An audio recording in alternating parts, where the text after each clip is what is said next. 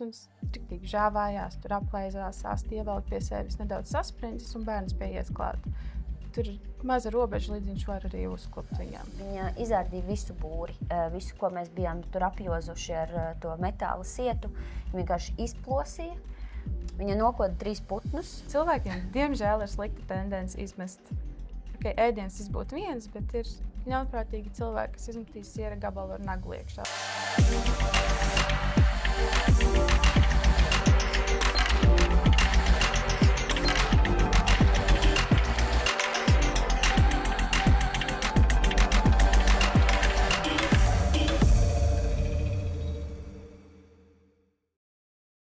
Esiet sveicināti podkastā Droši vien nedroši. Šī ir tā vieta, kur mēs drošību apskatām no visām pusēm, un arī šī epizode nebūs izņēmums.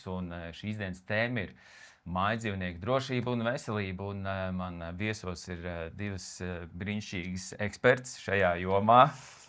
Saliksim uzreiz visu pa plauktiņiem. Salīdzinot ar mani, jūs esat eksperts. Ja? Tātad Anta ir mana veterinārā ārste un pasniedzēja, un Rūta Dvīnska divu mājas mīluļu īpašniece, kā mēs noskaidrojām. Jo mājdzīvnieks ir īpašums, ja? Tāds skaitās? Jā, pēc civila likuma laikam tā skaitās. Lai cik tas jocīgi arī neskanētu. Kustamais. Kustamais īpašums. Man uzreiz ir jautājums, kas tad ir mājdzīvnieks vai jebkurš dzīvnieciņš, sākot ar skudriņu vai zirneklīti, kas dzīvo mājās un kurš vienkārši kaut kur rāpo un tu viņu ienīsti, bet kurš rāpo un tu viņu mīli un grib apčubināt, vai tas ir mājdzīvnieks? Jā, jebkas dzīves, kas ir jūsu īpašumā, būs mājdzīvnieks. Arī zoodārza dzīvnieki, visi eksotiskie, visi būs. Līdz ar to no maza kāmīša zivtiņas līdz zilonim žirafei, tas viss būs dzīvnieks. Jā. Bet man viņš ir speciāli, kādam jāpasaka, jāpiereģistrē, jākļūst par viņu īpašnieku. Jā, ir vairākas kategorijas. Ir mājas istabas dzīvnieki, kas mums būtībā būs lielākoties suņi, kaķi, šādi tādi seski, šie eksotiskie garie. Un tad ir savvaļas dzīvnieki, kur vajag ļoti specifiskas atļaujas, ja jūs tos gribat turēt sev. Pieņemsim kaut kādu garu tārpu, es tur gribu turēt, ja man viņš ļoti patīk. Tad es viņu reģistrēju. To varbūt kādu slieku var tāpat vien paturēt sev, bet tādus zeķus, trušus vai vilkus lapus, kaut ko tādu savvaļas putnus, tur vajag atļaujas obligāti. Tā kā es esmu dabūjis atļauju, tad es kļūstu par īpašnieku un man par viņu ir jārūpējas. Tad ir jāizpild ļoti daudz normatīvu aktu prasības, kas viņam ir nepieciešams, lai viņš var dzīvot kvalitatīvi. Runājot par to mājdzīvnieka kvalitāti un veselību, kā es varu zināt, ka tas dzīvnieks ir vesels, jo tik daudz dzīvnieki un katram ir kaut kādas savas tās ikdienas nepieciešamības, vajadzības, bet vai ir kaut kādas kopīgās lietas visiem dzīvnieciņiem? Vieglāk ir laikam saprast, kad viņš nav vesels, nekā kad ir. Jo viņš ar jums aug, jūs pierodat iemācīties, kāda ir viņa norma. Jo kādam varbūt gulēt zem galda ir norma un kādam nebūs. Ar to tas jau ir īpašnieka jautājums, vairāk iepazīt savu dzīvnieku. Bet tad ir tādas ļoti tipiskas pazīmes, kad viņš jūtās slikti, kad viņš nedara to, ko līdz šim ir darījis. Tiecīgi uzvedība mainās, vai apetīte, vai slāpes, vai iešana ārā, aktivitāte. Tādas mazas niansītes, kuras ir jāuzcer. Līdzīgi kā ar bērnu. Līdz kaut kas ir nedaudz no ierastās normas, tā mēs sākam jau uztraukties un pievērst uzmanību vairāk. Tad, principā, pirms es kļūstu par kādu mājdzīvnieku īpašnieku, tad man vajadzētu palasīt, painteresēties, kāda ir tā tipiskākā uzvedība, ko viņš dara. Obligāti, jā. Tas ir ne tikai, ka sunim būs viena, kaķim otra, bet arī pēc šķirnēm. Ir hiperaktīvi suņi, kuri noteikti tādam dīvānu kartupeļu cilvēkam nebūtu jāņem un vice versa otrādi. Tādi mierīgi suņi, kuru kalnos kāpēc cilvēkiem nevajag. Tā kā to noteikti. Vai internets, vai vetārs, vai kinologs var izkonsultēt, kas ir kuram piemērots. Rūti, tev ir divi mīluļi. Vai tu jau esi ar viņiem sadzīvojis un pamanījis, kas viņiem patīk, kas nepatīk, un kā tev iet ar viņiem? Jā, līdzīgi kā Anta saka par to uzvedību, es negribu salīdzināt suņus ar bērniem, un tomēr kaut kādos brīžos, protams, kaut kas līdzīgs tur ir.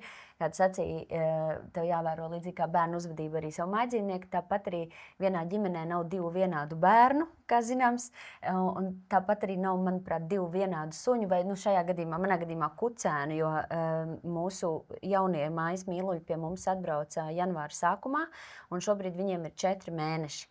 Tā kā, viņi ir pilnīgi bēbīši.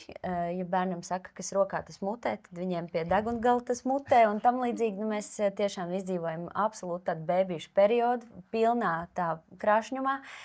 Un es esmu novērojis, protams, arī ievērojis varbūt viņu kaut kādas paradumus un tāds, bet šī ir 3. reize, kad mūsu mājās ir bērns ganu suns. Jo iepriekšēji 2 suņi mums, ne abi kopā, bet viens pēc otra arī bija bernieši, un šī ir 3. reize, kad mūsu mājās ienāk bernieši, šoreiz tikai 2. Līdz ar ko to šķirni kā tādu, manuprāt, mūsu ģimene ir ļoti labi jau tā iepazinusi. Jā, bet tas, ko es tagad redzu, jo mums ir puika un meitene, māsa un brālis, kurus gribēšu pēc tam pakonsultēties, es zinu, ka mūs sagaida viens jāstras laiks, līdz mēs varēsim kādu no viņiem sterilizēt. Mums būs jābūt ļoti prātīgiem un uzmanīgiem, tam gatavojamies. Bet viņi ir tātad puika un meitene, jeb šukuts un suns. Un tās atšķirības raksturā un izpausmes ir vienkārši milzīgas. Un tur arī ir kaut kas līdzīgs ar cilvēku, jāsaka. Jo tam čalim vajag vienkārši pagulēt, un lai viņu pamīļo. Neko citu viņam dzīvē nevajag.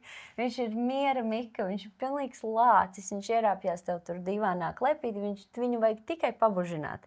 Kamēr meičuks pa to laiku ir apskrējis 3 reizes jau riņķī, visu māju izošņājis, visu ielīdus. Tur vienmēr cekot, pilnīgi absolūti atšķirīgi raksturi.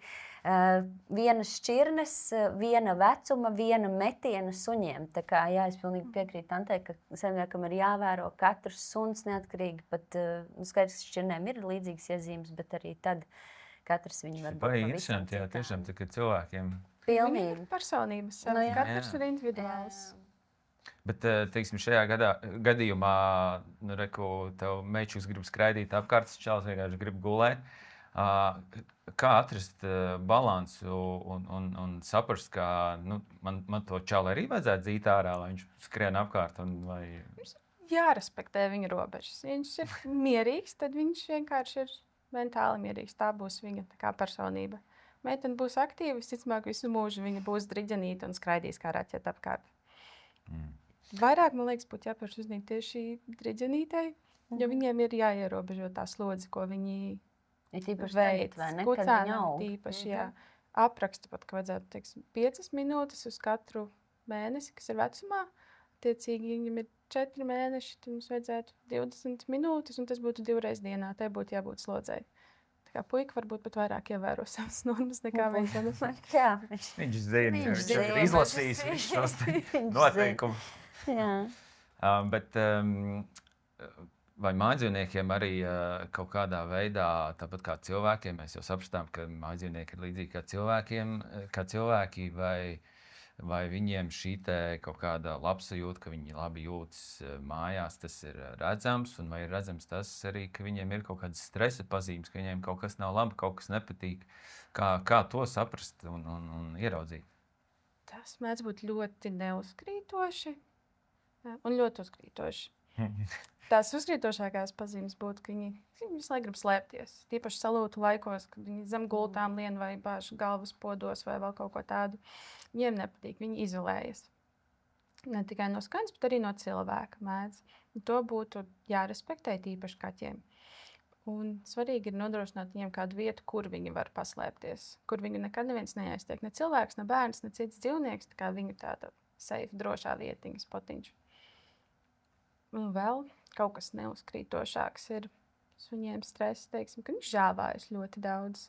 Tas var liecināt, ka viņi ir uztraukušies, nervozē, vai ka viņi visu laiku laiza lūpas. Tas arī liecina, ka viņi ir stresā. Viņi to aktīvi neizrāda, bet tādas neuzkrītošas lietas var liecināt, ka viņš ir stresā, un tas kādā brīdī var pāriet jau agresijā. Tāpēc tādas mazās pazīmītes ir jānoķer, nedodies tas suns riktīgi žāvājās, tur aplaizās, āsti ievelk pie sevis nedaudz sasprindzis un bērns pieies klāt.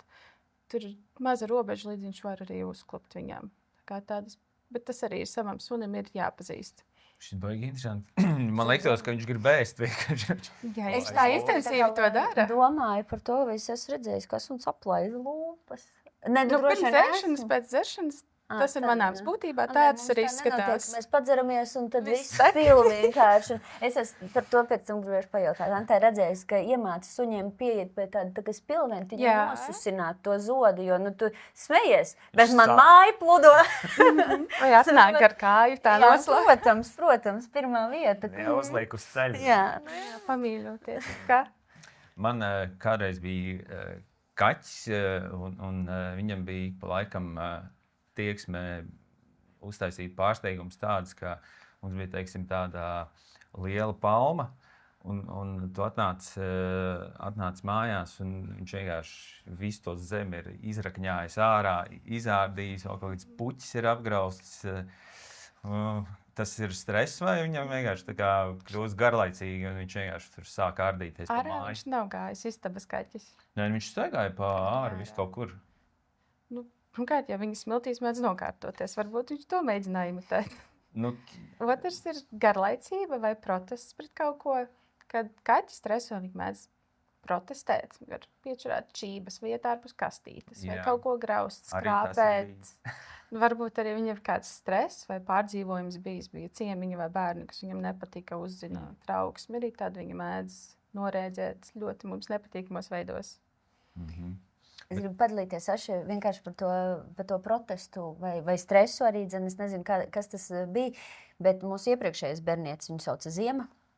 Un viņa katru reizi, kad mājās parādījās čemodāni un koferi un kāds devās ceļā, viņa zināja jau tajā brīdī, kad tie čemodāni tika uznesti no pagrabstāva, ka viņi viņus ieraudzīja, kā viņi bija ārā, viņi nodīrāja vienu rododendru. Un tikai ceriņu. Mums ir 2 ceriņu koki.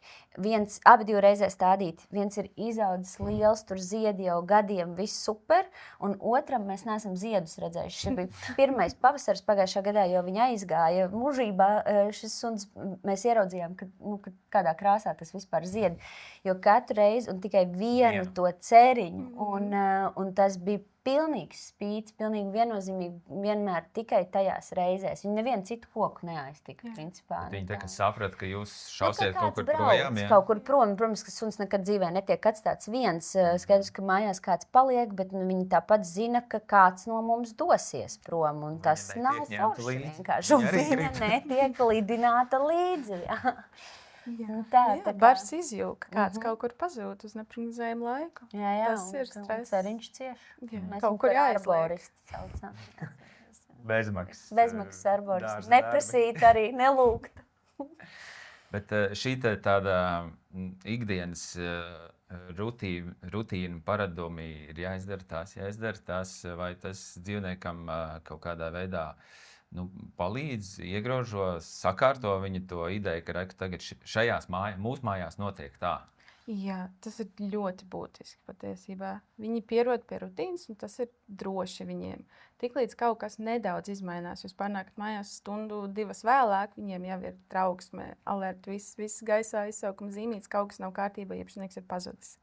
Rutīna ir viena no tām lietām, kas palīdz mazināt stresu. Tikos mēs ceļamies, tikos ēdam brokastis, ejam ārā, tikos kāds ir mājās, viss tā struktūra viņiem ir ļoti, ļoti būtiska. Tas jau ir līdzīgi kā bērniem. Jā, viņi ir analogs. Bērniem jau īpaši, rutīna Uztais ir ļoti ritma liela un, nozīme. Jā.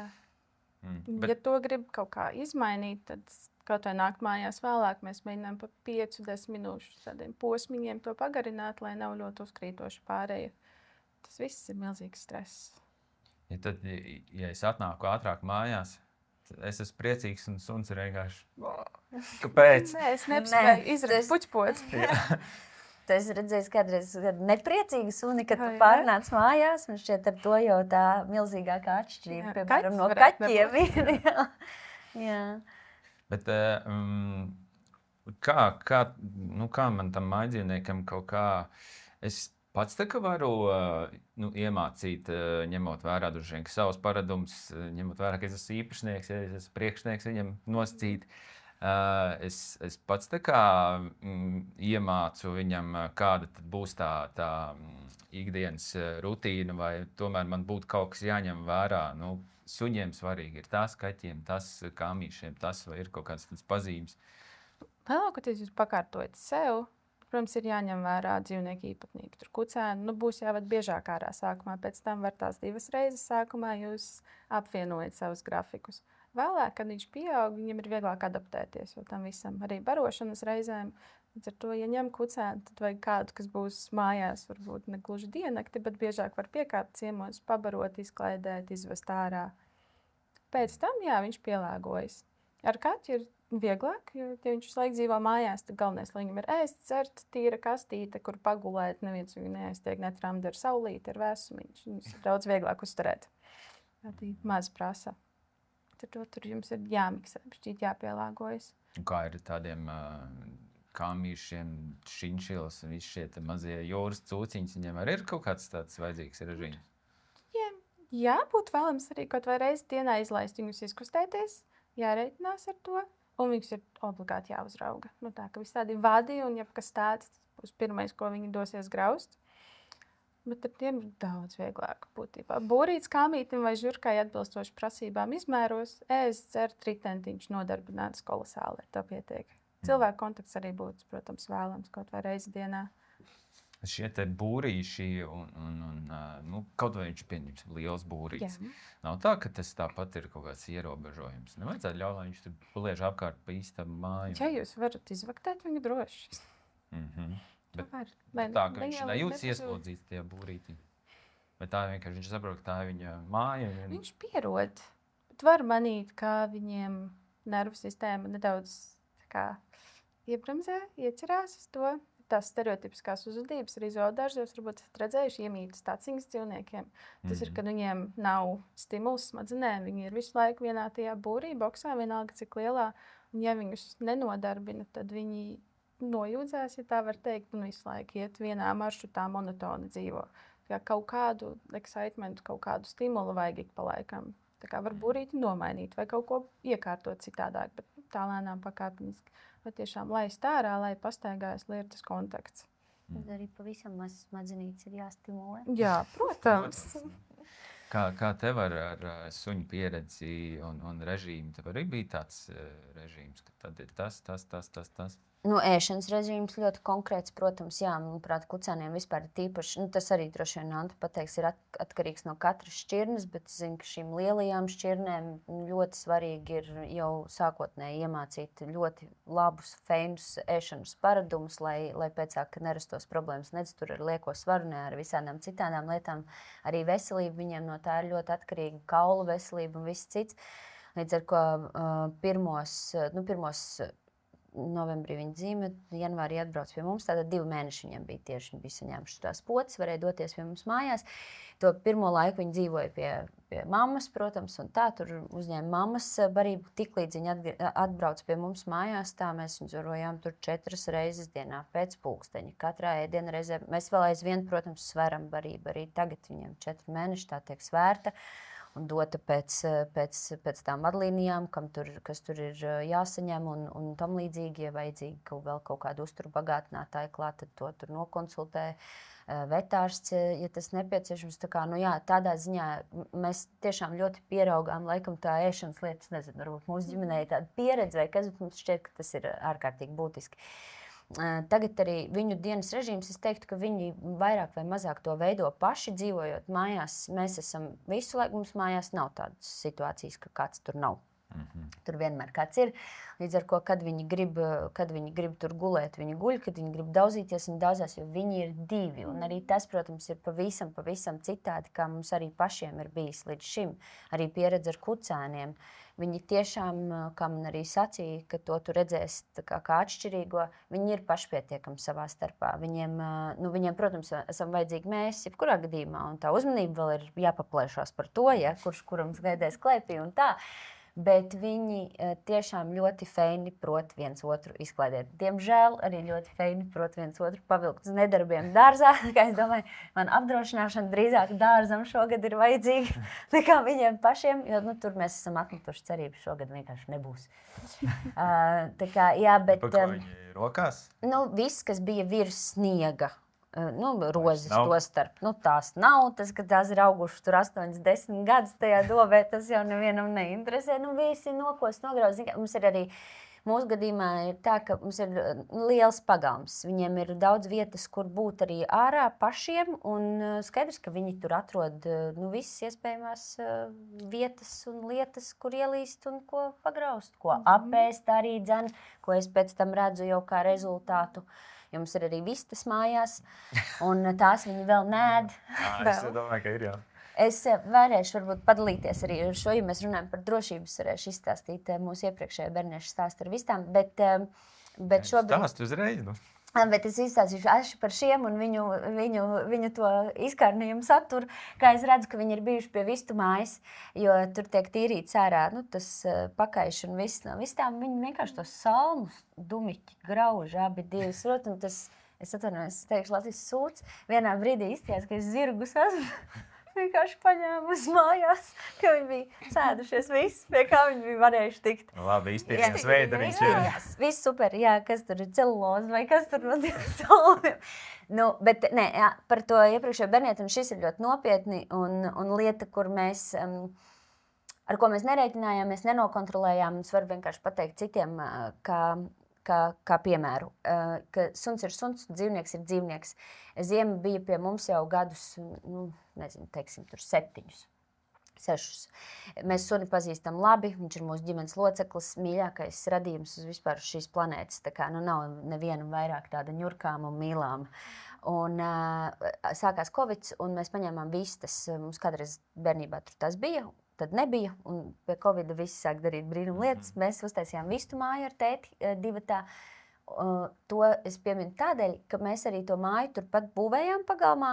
Tā ziema visu laiku nāca klāt, un viņai interesēja tas process. Un zikā viņai tikai visu laiku teica, paiziem malā. Tā kā pai malā. Un mēs uzbūvējām to būvi, kas ir tā kā vēl viena būve pagalmā. Tā kā vistām, ja? Jā. Un tad atbrauc tās vistas. Un viņai bija milzīga interese par to loģiski, jo viņa tādu nebija redzējusi droši vien iepriekš radījumu. Un viņa ārpus mājas, vai arī tad, ja pie mums pagalmā kāds draugs atbrauc ar suņiem, kaķi varbūt tā mazāk būtu suņiem, teikt, viņai nekad neviens nav interesējis. Ar jāpēc mēs izējām uz ielas, viņa nekad dzīvē nav atskatījusies, rējusi vai tur gājusi pie cita dzīvnieka, tur, nezinu, patošņāties īsti, nē. Viņai mēs un viss labi. Un tagad pie tām vistām baigā interesi. Un mēs kaut kā vienkārši šeit nofeilojām, latviski sakot, riktīgi. Neparādot viņai, neiepazīstinot, neizskaidrojot, tikai visu laiku mēģinot viņu no turienes dabūt prom. Naktī, tā bija tāds vēls jau pavasars, ārā silts, ziemgulē vienmēr ārā, bernietis, viņai visu laiku ir karsti. Viņai patīk tur ārā uz savā vietiņā, un viņa tajā naktī bija pie viņām aizgājusi. Viņa izārdīja visu būri, visu, ko mēs bijām tur apjozuši ar to metāla sietu. Viņa vienkārši izplosīja. Viņa nokoda 3 putnus. Viņus vienkārši nokoda turpat nometa pie tās vistu mājas. Pārējās tur bija sadzinušās 2. stāvā, kur viņi vienkārši netiek klāt, pārbijušās tupēji no rīta. Kopš tās dienas, protams, ka viņa tika sabārta un tam līdzīgas, bet no otras puses mēs domājam, ko tam sunim bija darīt. Zin, kā viņam instinkts pamodās, viņš neko tur, viņš, man liekas, bezspēcīgs, ne tas dzīvnieks tajā brīdī. Tas ir bērns gadus. Tieši tā precīzi. Un kopš tās dienas viņai tās visas neinteresē vispār. Viņas brīvi staigā pa pagalmu, viņi ēda ar gailu no vienas bļodas, viņai viss bija kārtībā, viņi gulēja tur saulītē kopā, viss bija labi, vistām un sunim un viss, bet to vietu barā viņai vajadzēja acīm redzot parādīt, un viņi to izdarīja šādi. Un, jā, tā kā, tāpēc arī tas, kurš tev liekas, tā kā, absolūti vispār nekaitīgs, viņš dienas beigās ir suns. Ar saviem instinktiem, un kā Anta saka, bērns ganu suns. Tā. Bet ko tad vajadzēja iepazīstināt? Šitā vista numur 1? Tāpat kā, kad bērni vēsās mājās, tas mums vajag. Tad vajag kā ar smaržām sākumā iepazīstināt, kādas pakaišas vai ko tādu atvest, kad būs tāda smaka šeit, ļaut izstaigāt noteikti to, cik nu var to būdiņu un visā celšanas procesā. Tā kā lēnītēm integrēt to, ka kaut kas jauns parādās. Jauna būve, jauna vieta, jaunas smakas, jauns dzīvnieks. Tā lai es saprotu, ka tas nav drauds, tas nav nekas, ko vajag likvidēt, ka tas būs savējais un to lēnām tā kā ikdienā iekļaut. Nu, kā ir ar to, mēs uztaisam tādu dienas režīmu, visu tur saplānojam, un tad vai tam sunītim, vai kaķītim, vai kāmītim tur kaut kas nepatīk, viņš tur sāk tur plosīties, kaut ko mēs atnākam mājās, kaut kas ir nograusts. Tā ir tā kā pazīme, ka viņam šis režīms tā kā nepatīk, ja kaut kas nav kārtībā, kaut kas jāmaina. Vai nu režīms nepatīk, vai nu ir kāda dziļāka kaita, kāda slimība vai kas tam līdzīgs, kas viņam rada diskomfortu. Un tā viņi to izpauž. Kaut jums var likties kaķis čurā ārpus kastītes, lai iespītētu, bet varbūt viņam ir tiekais arī pulses un sāp. Tur ir ļoti arī šaura robeža, vai tas ir raksturs, vai ir kāda problēma. Tad, jebkurā gadījumā rekomendēts aiziet viņu izmeklēt pie veterinārā ārsta, lai paskatās, vai tiešām vienkārši viņš iespītējās, vai viņam kaut kas sāp. Kaķim ir raksturs. Lielākoties. Jā, stabili, bet tur tā līnija ir visšaurākā. Sunim vēl var skaidri saprast, kad ir slikti, kad viņš grib darīt plēņas. Kaķim ļoti, ļoti plāna robežiņa. Bet pieņemsim nograust rozes un vispārējo, ko var nograust. Viņš vienkārši nav ko darīt, viņš iepazīst. Viņiem miezas smaganiņas, tāpat kā bērniem jāzalē, jāgrauž kaut ko. Viņiem arī gribas kaut kur to izlikt. Un viņam arī viss interesē. Arī kā bērnam produkts. Tāpēc saku, kas rokā tas mutē, ja bērniem saka, viņam arī, viņi iet, ir jāatzīst arī zeķīte aizgājusi vienu. Tā. Bērna maziņā un tomēr. Un tur es esmu otru savukārt aiz pēdējā diega no Rīklas dabūjis. Tu nevari, tu arī, protams, nevari visu laiku viņam būt pilnībā blakus. Tu vari maksimāli novērst vienkārši, ko tu vien vari. Bet, kucēni izpaužās, visu tur nograuž tā, bet, ja tā kā viss bijis normāli un tad pēkšņi pieaudzis suns vai kaķis vai vienalga kāds mājdzīvnieks sāk kaut ko tur graust netipīgus darīt, tas nozīmē, ka viņš nejūtas tā kā labi, viņam kaut kas te nepatīk. Jā, kaut kas viņam izraisa stresu. Tas var būt vai nu iekšēji, vai nu ārēji stimuli. Tad vai nu veterinārārs, vai nu kinologs var palīdzēt. Jā, jo mēs tagad nevaram parunāties kaut kas tev. Tieši tā. Ja jūs nevarat izsekot paši savām rīcībām, ko jūs izdarījāt nedaudz ārpus rutīnas, ko jūs pat nepamanījāt, tad vēlams vērsties pie viena vai otra vai pie abiem, meklēt, kur ir vaina. Jo, ja mēs to ievilksim, tad mēs varam ievilkt kaut ko ļoti nopietnu. Un būs dārgāk. Jā. Kas ir tās tādas pamat vajadzības dzīvniekiem? Principā neatšķiras no cilvēkiem. Mums vajag paēst, padzert, izskraidīties, zamīļoties, vai katram dzīvniekam arī ir citādāk? Daļai tas arī būs tas, kas ir nepieciešams. Mums ir pat tā kā ar likuma noteicis, ko īpašniekam ir jānodrošina. Ja viņš to nedara, tad dzīvnieki viņam var atņemt. Kas ir tās būtiskākās liekas? Mums ir tās 5 brīvības, tādi pilāri, ko obligāti jāievēro. Viņam ir jābūt brīvam no izsalkuma, slāpēm, tātad jānodrošina barības vielas ēst, dzert. Viņam ir jāvar izpaust vai sugai šķirnē raksturīgo uzvedību. Tātad gan sunim vajadzētu kādu stimuliņu, medību sunim arī, darba sunim loģiski arī jānostimulē smadzenes. Tad mums ir jānodrošina viņiem brīvība no sāpēm un diskomforta. Tātad jānodrošina medicīniskā palīdzība, tāpat kā mums. Kas vēl? Jānodrošina drošie apstākļi. Tātad jumts virs galvas, siltums, lai viņš neguļ mums varbūt kādā peļķītē pagalmā, bez būdas, bez nekā. Ja vien viņš pats grib. Ja grib. Pat tad viņam ir jābūt būdai, kur ielīst, kur ir savs silts, ja tomēr viņam nepatīk. Tādas pamatvajadzības ir obligāti. Jā, arī kontakts ar cilvēku, obligāti pastaigas 2 reizes dienā. Tas viss ir tādā defaultā obligāti jānodrošina. Kā ir, ja dažreiz mums ir slikts garstāvoklis, mums tur kaut kas nepatīk, slikta diena un tā, un mēs... Vai dzīvnieki arī to jūt, cik viņi jūt to cilvēku, vai viņš cilvēks priecīgs vai nav, vai bēdīgs? Viņi to ļoti labi jūt. Viņi jūs nolasa gan pēc jūsu balss intonācijas, uzvedības, ķermeņa valodas. Tas ir galvenais, ko viņi uztver. Ķermeņa valoda, intonācija, jūs varat dusmīgā tonī teikt kaut ko jauku un otrādi, viņi tikai toni jutīs galvenokārt. Un arī mēs izdalām to pašu stresa fermonu, viņi jutīs, viņi var uzvilkties, kļūst stresaini. Trauksme, ja mums ir, viņi arī jutīs, jo mēs pat neapzināti to visu izdalām ar savu ķermeni. Ar to viņi mūs ļoti atspoguļos. Tādēļ bieži vien arī, ja ir ļoti uztraukts trauksmēns īpašnieks, mēs viņam palūdzam palikt aiz durvīm, jo tas dzīvnieks to pašu rezonē un pat 2-kāršo, 3-kāršo. Bet kāds izpaužas uz dzīvniekiem? Viņi tā kā saprot, reku, mans īpašnieks vai saimnieks ir sliktā garstāvoklī šodien, nu labi, tur iešu samīļošu viņu vai likšu viņam mieru vai... Tas ir pēc dzīvnieka arī atkarīgs. Vai viņš ir sociāls un draudzīgs, tad viņš nāks jūs mierināt, mīļot, vai tieši pretēji. Tev vajag telpu, labi, man arī es pastāvēšu šeit maliņā, pagulēšu gultiņā. Tur jau būs tā personība līdīs ārā, viņam vairāk. Un kā jūs viņus esat iemācījuši dzīves laikā? Kad jūs raudat, viņš nāk jūs mīļot, vai jūs viņu nekad neesat saukuši, tad viņš arī nezinās, ka uz raudāšanu vajag reaģēt. Tie ir tādi instinkti, adaptācija, ko mēs viņiem iemācam dzīves laikā, kā reaģēt uz mūsu emocijām. Tavi sunīši ir kaut kā reaģē uz tavām emocijām? Uz manām rūt mazāk, tā neatceros, ka es tagad šo 2 mēnešu laikā būtu tā riktīgi sēdējusi tur istabā ar viņiem raudājusi. Varbūt tāpēc. Iepriekšējai ziemā. Nē, jā, bet es tagad vienkārši domāju arī par šiem mazajiem kucēniem.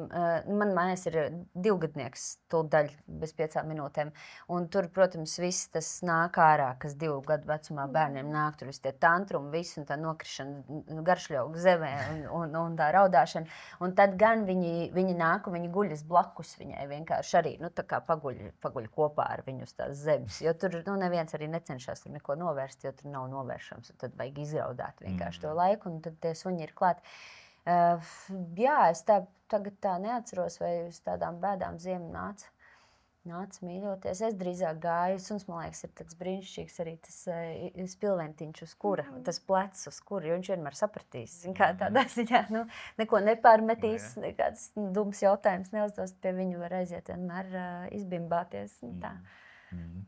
Kā, starp citu runājot par bērniem un mājdzīvniekiem, šī arī ir tāda tēma, kur jāsaprot, un tās robežas jāmāk novelkt, cik daudz tas bērns tomēr arī grib to mājdzīvnieku iepazīstināt, cik mēs ļaujam viņam kaut ko darīt, čubināties, un cik ir pa daudz, un vai mājdzīvnieki visi saprot, ka šis ir maziņš bērniņš, viņam tā kā viņš īsti nesaprot, ko drīkst darīt, ko nedrīkst darīt, vai mājdzīvnieki saprot, ka bērns vienkārši, raujais astes, tāpēc, ka ir interesanti. Man liekas, abas puses testē robežas šādi. Un bērnam varētu būt vieglāk iemācīt, ka suns nav rotaļlieta, ka tā arī ir dzīva būtne, to caur empātiju stāstot. Sunītis tagad iet ēst, mēs viņu neaiztiekam, tev arī nepatiktu. Un visu laiku atspoguļot viņam dzīvniekam par bērnu, jau grūtāk, tīpaši, ja jau ir pieaudzis dzīvnieks, un tad ienāk bērns ģimenē. Un tad vēlams arī pakāpenis, tā kā mēs par visām runājām, kaut ko no slimnīcas, lai paost, lai saprot, ka būs kaut kas jauns mājā. Tad pie bērna nelaist tīši klāt, pavadā, lai ir tā robeža, lai viņš iepazīst viņu. Astes raušana, suns to var neakceptēt. Viņam tas nav jāakceptē. Viņš drīkst reaģēt uz to, tā kā šeit jau ir bērna audzināšanas jautājums. Jo suns tā ir viņa teritorija, viņa ķermenis. Viņi tā kā saprot, ka tas ir bērns, vai viņiem nav tāda... Tas ir kaut kas dzīves.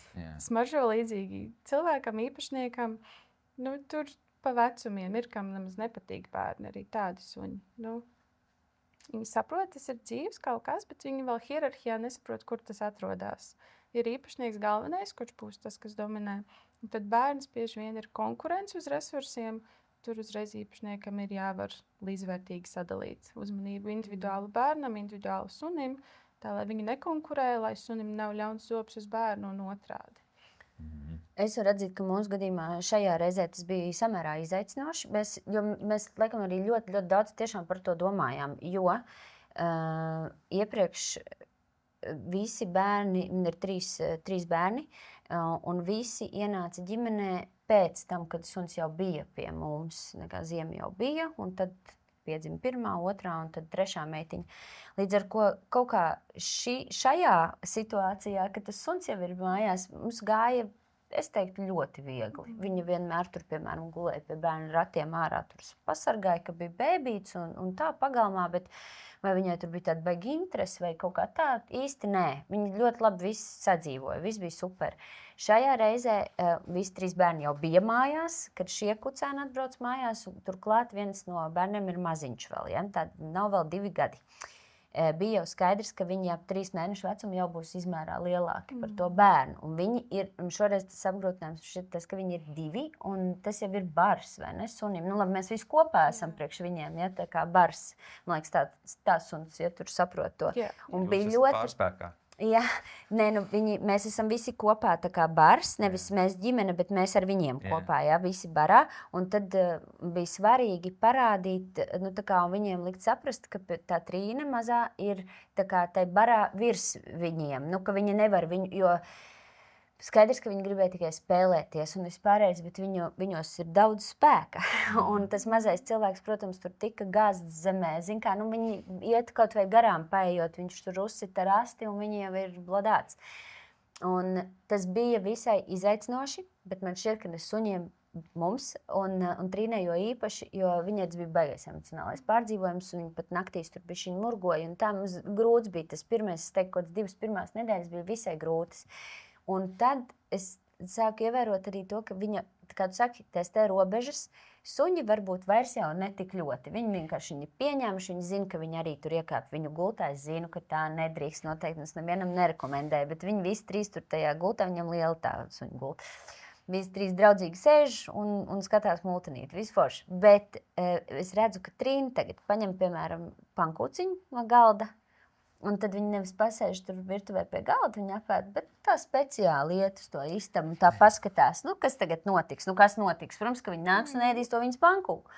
Un tad viņi apēd, piemēram, viņi paķer to pankūku, ja kāds cits nav paķēris pirms tam. Un tad viņi, protams, nu, zin kā, tur tas brēciens, ka tā pankūka apēs, saka, bet Trīni, nu, loģiski diezgan, vai ne? Tu tā kā, ka tu šitāt. Un es redzu ļoti daudz šādas situācijas, ka viņi speciāli vai viņi, teiksim, pie galda kaut ko zīmē, un tad netīšām kaut ko tā nomet un pastās, vai viņi to flomasteri grauzīs vai negrauzīs. Skaidrs, ka viņi grauzīs. Un tās attiecības šādi dinamiski, bet tajā pašā brīdī nu, ļoti, ļoti, ļoti mīļi. Nu, man liekas, tā mīlestība, kas ir tajā starpā, tas ir, nu, nav tādas citas tādas attiecības, kur tādu var novērot. Bet jā, izaicinājums noteikti, un jāstrādā bija pirmo laiku, kad viņi atbrauc mājās diezgan, ar abām pusēm, diezgan. Bet nu, kaut kādā jēgā esam tikuši. Redzēs, kā uz priekšu, jā, nu, ir daudz, daudz labāk, bet sākumā šķita. Visu laiku piedētos, ka jūs esat mazs bērns, flamasters nokrīt un rotaļlietas visur un kucēni, un tas ir tāds bīstamības faktors. Nu, viņš apēdīs kaut ko, es čermenītis, jums, man liekas, ir jābūt uz vaktas. Jā, visu laiku. Matu gumijas, rotaļlietas, bumbiņas, lego klucīši, tas viss. Runājot par traumām, kādas ir tās biežākās mājdzīvnieku traumas, kādā veidā viņi satraumējas, vai kaut ko salauž, vai apēd to, ko nevajag apēst, kas ir tas? Laikam būs pēc vecumiem jāskatās kucēniem, tie būtu visādi svešķermeņi, ko viņi apēd, jeb kādas rotaļlietas, arī uz ielas ļoti uzmanīgi jāskatās, īpaši putlīgas sūcēju šķirnēm, kas būtu labradori tākši, kur ēdīs visu, ko viņi atradīs. Tas ir gan mājās, gan uz ielas. Un cilvēkiem, diemžēl, ir slikta tendence izmest. Ēdiens tas būtu viens, bet ir ļaunprātīgi cilvēki, kas izmetīs siera gabalu ar naglu iekšā vai ko tādu. Tiešām. Un daudz un dikti to mums nesaprast. Mēs tādi neesam. Sierā vienkārši ieliek naglu. Naglu vai žileti vai jebko tādu. Un izmet tādus parkos. Suns, putekļu sūcējs ir īpaši, viņš noteikti apēdīs sieru smaržodās, smaržot tik labi. Viņi bieži vien tā var. Nu, tas būtu tā uz svešķermeņa pusi. Citas traumas, autotraumas ļoti bieži. Dodies izskrien no pagalma, kaut kur aizmūk vai bez pavadas, palaiž vai izvraujās no pavadas. Tas būtu tāds biežākais. Kaķiem, tīpaši tagad pavasaris nāk, mēs logus liekam vēdināšanas režīmā. Tas drausmīgais, ka viņiem interesē, kas notiek ārā, putniņi, gaisa plūst iekšā. Viņi mēģina lekt. Un tur tā spraudziņa, viņi tur iesprūst. Un, ja pirmais stāvs kāds garām gājies var palīdzēt, citos stāvos, diemžēl, tas biežāk beidzas letāli, un kaimiņi viņus ienīst pēc tam. Tā Kā būtu tāda. tam logam vajadzētu pielikt kaut kādu Ir, sietiņu, nopērkami sietiņi, kurus var uzmaukt kā tur virsū, kas visu aiztaisa ciet, visas spraugas gaisa nāk iekšā, bet kaķis nevar nekādi tur tik klāt. Tie ir pieejami dažādos zooveikalos. Ļoti rekomendēts katru pavasarī visi vetārsti šo aktualizē. Tas ir tik regulāri. Es biju domājis, ka viņi tā kā izlec varbūt no kaut kāda, bet viņi jau Tas krīt vēl uz būtu kājām. veiksmīgi. Jā. Apslēcējs. Jā. Tas vēl būtu labi. Tā Jo kaķi jau krīt uz kājām, vai ne? Jā, Jeb 9 dzīvības arī. ja tur nav betons asfalts, tad pat 6. 7. stāvu veiksmīgā kārtā var izdzīvot diezgan labi. Jā, viņš no Gadās. 6. stāva. Jā, tas ir tāds retais izņēmuma variants. Nevajag mēģināt. Jā, lūdzu, nemēģinām. Liekam restītas uz Rekords logiem. nestādām, jā. Nē, Okay. nevajag. Un kā ir ar mazākiem dzīvnieciņiem, kāmīši, šinčils, jūras cūciņas, visi šie Tā te, kas viņiem bīstamība. ir? Parasti, ja kāds būrīt aizmirst taisīt, tīpaši bērniem patīk paspēlēties, aizmirst, paspēlēties, padraudzēties, aizmirst aiztaisīt, viņi izlien ārā, tad kas biežāk notiek, kādu vadu sagrauž, un tad no tā elektrošoka tur arī paliek. Tas, laikam, ir tas bīstamākais visiem grauzējiem mazajiem. Vai, var izlikt pa logu kādu šinčilu, viņš ļoti sprigani lēkā apkārt, un tur var gadīties. Bet galvenokārt tas būtu tā vadu bīstamība, un kas mums vienmēr visur ir atklāti, man šķiet. Tiem mazajiem suņukiem nav arī visādi lūzumi, viņi tur nav Es esmu dzirdējis, ka lec no dīvāna un kājas salūst. Jā, tādi toiterieri, kas ir maziņi, bet tādi riktīgi garas kājiņas. Jā, lekšana no gultām no augstumiem, tas arī ir diezgan bieži. Tīpaši jauniem, kuriem kauli vēl nav gan nobrieduši, sauguši, gan mineralizējušies, viņi ir trauslāki, vājāki. Tur, ja viņi arī nesalauž, viņi var deformēt. Tas arī kucēniem uzmanīgi nedrīkst pa kāpnēm staigāt, nedrīkst skriet, lēkāt, un nekādu beigo slodzi šobrīd arī likt uz kājām. Tad tas var atspoguļoties vēlāk. No traumām vēl būtu vienkārši, no kā jāuzmanās ir slimības kā tādas veciem, teiksim, locītavu problēmas. Man liekas, bērnieši arī ir viena no tiem, kam Mums gūžas, gan iepriekšējiem, tiem nevienam ne otram šis nebija tā kā tas aiziešanas iemesls. Vienam bija vēzis, un otram bija nieres pārstrādā. Jā, nieres bija čupā, bet bērnieši un locītavs. Jā, visas lielās šķirnes. Acu cilvēku problēmas. Būtībā, jā. Ģenētika. Kā ir vispār tagad rēķina tos suņu gadus, cilvēku gados? Tur pa šķirnēm tas ir atšķirīgs, jā? Tur kādreiz atceries, bērnībā teica, viens mūsu gads ir 5 sunītim, bet man liekas, ka tādam, piemēram, tur bernietim vai lielajām šķirnēm, nezinu, tur sambernāram, viņam jau visi 8. Es esmu dzirdējis, jā, ka arī 7, 8 pielīdzina, bet tā es uz aci mēram, apmēram. Arī pēc veselības Jo lielāks dzīvnieks, jo mazāk. Jo īsāk dzīvo. Jā. Mēs varētu varbūt 15-gadīgu suni ielikt kā 80, kas ir mazā šķirnīta, un 8-gadīgu bernieti arī ielikt tuvu pie 70, 80 cilvēka gados. Tā ļoti virspusēji. Kā ir, ja mēs runājam vēl par to dzīvnieku tādu veselību un labsajūtu, cilvēku viena no mūsdienu lielajām problēmām ir liekais svars. Kā ir dzīvniekiem šo te lieko svaru problēmu? Tāda pastāv? Jā, ļoti. Arī paliek trakāk, līdzīgi kā cilvēkiem. Jā, jo gribās iedot to siera gabaliņu. Spītās atstigas siekaliņa, tā ka ir žēl, gribas palutināt. Ļoti bīstami. Uz lieliem suņiem to, uz visiem tas ir ļoti uzkrītoši. Un uz mazajiem ir vieglāk salīdzināt. Ja viņam jāsver būtu 2, bet viņš sver 4, tas ir divkārši. Iedomājieties, ja mums būtu jābūt 60, mēs esam 120. Tas ir salīdzinot šādi, tas ir drausmīgi. Te neapsēžās. Jā. Un tam ir arī drausmīgas sekas pēc tam tās pašas locītavu problēmas, diabēta risks. Vispār vielmaiņai, sirsniņai ļoti grūti strādāt, kad ir liekais svars. Tie tauki deponējas pilnīgi visur, ne tikai ārpusē, ap sirsniņu, ap orgāniem. Visam ir milzīga slodze. Bet mums nevajadzētu tā kā vispār nekādus našķus dot, tikai viņiem paredzētos. suņu. Jā, ar šo es ļoti cīnos ar īpašniekiem. Ja viņi saka, bet viņš tik mīlīgi izskatās, un tur tāda muciņa ienāk iekšā. Drausmīgi knapi pa kāpnītēm uztemperē augšā, nevar uz galda uzcelt. Viņš tur knapi elpo, viņam viss no taukiem jau smok ciet. Tas ir drausmīgi. Viņiem liekas, ka viņš man tāds smuks un mīlīgs un čabīgs tāds. Kā pie omītes uz laukiem. Visbiežāk, jā. Kārns. Nevajag atstāt pie omas. Un tad es mēģinu tā pieklājīgi viņus pielaist. Ziemas periods beidzies. Tā kā nevajag mums to depo vairāk siltumiņam. Bet viss ir ļoti vienkārši diēta, tāpat kā mums. Un, ja ņem komerciālās barības, tad tur ir parasti tabuliņas virsū uz konkrēto svaru, cik dot. Jūs arī teicāt, ka jūs svarat. Jā, tas ir uz vecumu, uz svaru atbilstoši, cik mums jādod barība. Tā ir tā kā diennakts deva, to mēs dodam. Un ar to ir ļoti grūti panākt, ka dzīvniekam ir liekais svars, ja mēs turamies šajos rāmjos.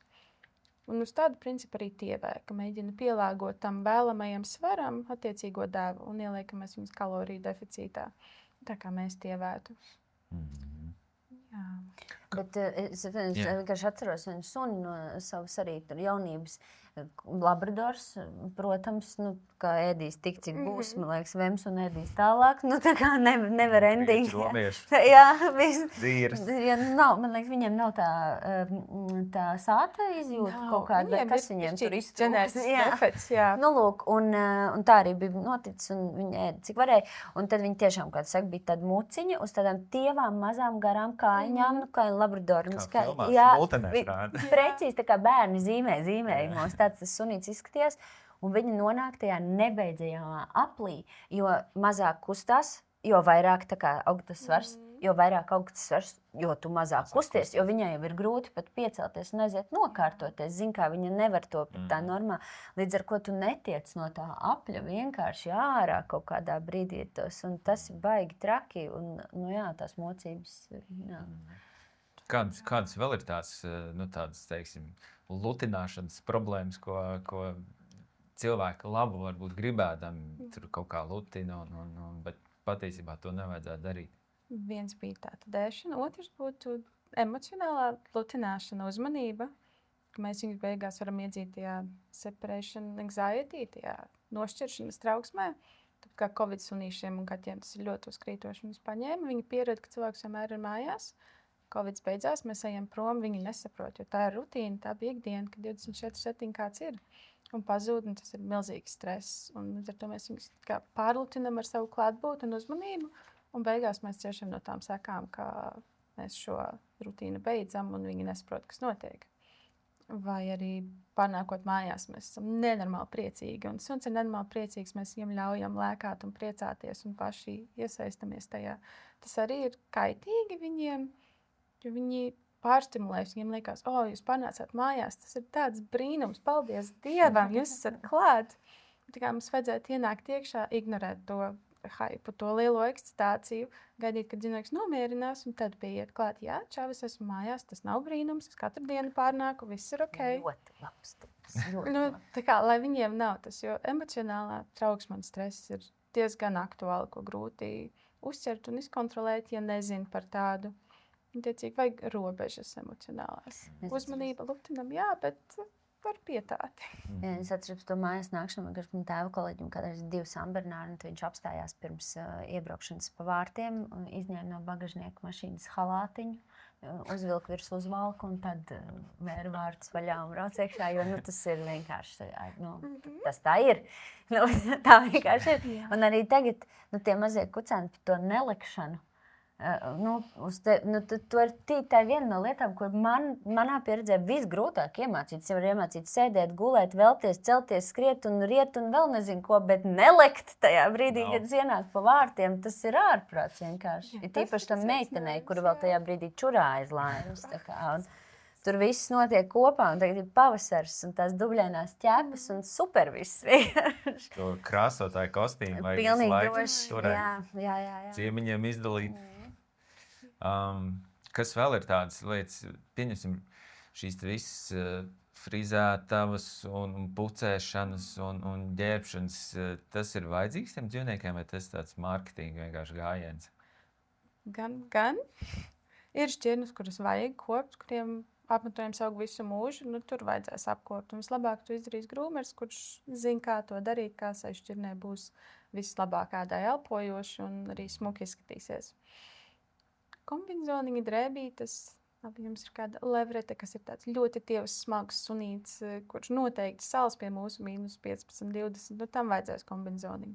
Bernietim tie zvai, zābaciņas, jā, tīpaši sals. Jā, zābaciņas obligāti vai vasks vai kas tam līdzīgs, kas pasargās. Tas ir atkarīgs, jā, kāds dzīvnieks mums ir un kādi ir apstākļi apkārt. Ja augsts mēs ķerpsim atbilstoši plikākos dzīvnieciņus.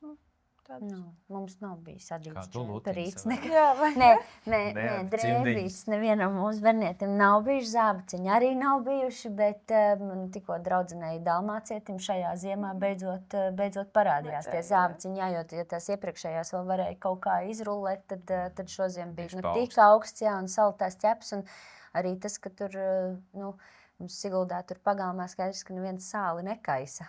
Bet Rīgā uz ielām jau tā, man liekas, ir liela problēma. Jā, un tad tas arī, protams, tādā ziņā pasargā. Grumers, protams, ik pa laikam to vajag vienkārši, tāpēc, ka mums ir bijusi arī pieredze, mums iepriekšējiem sunim ļoti patika peldēt. Lai arī bernieši nav tur tādi baigie peldētāji, bet viņai patika tas ūdens, bet viņiem ir tā pavilna ļoti bieza, kāpēc arī viņi var izturēt visus tos mīnus 30 droši vien, ja tur ārā. Un tā pavilna vasarā saulē sasuta, viņa neizžuva kārtīgi, un tad tur iemetās visādi skaitas un visādi nelabumi. Tā kā skaidrs, ka ik pa laikam suni ir arī jānofrizē pie profesionāļi, ne tikai mājās tur jāizķemmē. Jā, veselības nolūkos. Jā. Mēs varētu vēl ilgi un dikti runāties par dzīvnieciņiem, bet vajadzētu noslēgt šo te epizodi, un līdz ar to man ir jautājums, kādi varbūt būtu tādi ieteikumi, lai mājdzīvnieki pie jums mājās justos ērti, un arī jūs paši justos ērti kopā ar viņiem. Antai atstāšu pēdējo vārdu. Viņa pateiks no profesionāļa skatu punkta. Es pasacīšu, varbūt, kā man šķiet, kas ļoti, ļoti atvieglo pēc tam to kopā būšanu, ir ieguldītais darbiņš no saimnieka puses, pirms tu vispār tiec pie tā dzīvnieka. Pirmkārt, kā mēs runājam, izzināt šķirni, vai tas tev dara, vai tas tev nedara. Nebūs tā, ka tu visu mūžu esi sēdējis, un liekas, 4 sienās un pie datora vēl mājās strādāji attālināt, un tagad tu paņemsi haskiju un pēkšņi tur 3 reizes dienā brauks 20 km ar riteni ar viņu. Nebūs tā vienkārši. Tāpēc nevajag sev mānīt, vajag izvēlēties atbilstīgu, man liekas, dzīvnieku sev. Tā ir pirmā lieta, un otrs arī tā kā vispār maksimāli izzināt, uzzināt un tam sagatavoties. Un pēc tam jau tur tā kopā būšana un viss tas ir tiešām, tas, protams, ir rūpes, absolūti, bet, manuprāt, arī tas, ko tas dzīvnieks mums dod, un tā mīlestība nesautīgi, tas tiešām, man liekas, cilvēks nespēja tā mīlēt, kā tas dzīvnieks. Labi, pa kaķiem nerunāja. Bet no suņiem tas tā ir absolūti jūtams, un tad tas ir milzīgs prieks un laime būt kopā ar tādu mājās. Ļoti piekrītu. Jā. Jārēķinās, ka tās ir 10-11 gadu saistības. Savu dzīvi būs jādod, jāziedo šim dzīvniekam, jo viņi ir daļa no mūsu dzīves. Mēs esam visa viņa dzīve. Viņiem viss grozās par un ap mums. Būs enerģijas ieguldīšana, laika resursi, finansiālie resursi. Jāatrod ir tas, kurš būs visvairāk pielāgots mūsu dzīvesveidam, mūsu sirsniņai. Jo tas ir ģimenes loceklis. Mūsdienās jau tas vairs nav vienkārši dzīvnieks, tas ir ģimenes loceklis. Un tā arī pret viņu būtu jāizturās. Viņš ir daļa no mums, no mūsu mazās komunas, mājā, dzīvoklītī, pilsētiņā.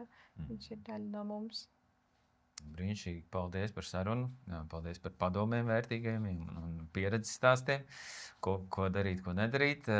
Un savukārt jūs turpiniet skatīties arī visas citas epizodes mūsu YouTube un Spotify kanālos, kā arī TV3.lv.